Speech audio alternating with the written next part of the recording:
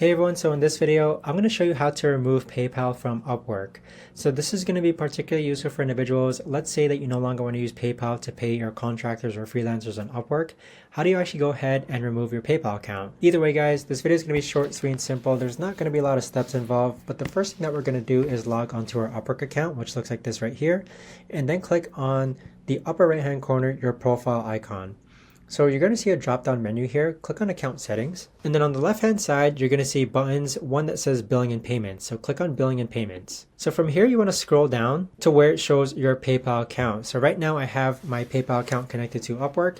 So the way to actually remove it is that you're going to click on this remove button over here. And now this is just a confirmation that you want to go ahead and remove this as a payment method. So click on remove method. And then once you do that, you're going to see this green banner appear where your PayPal email was successfully removed from Upwork. But that right there, guys, is the best and easiest way that I know of to actually go ahead and remove your PayPal account from Upwork. So if you guys know of a better or easier way to actually do this, let me know in the comments down below. I would love to know. But thanks so much for watching, everyone, and I'll see you guys all in the next video.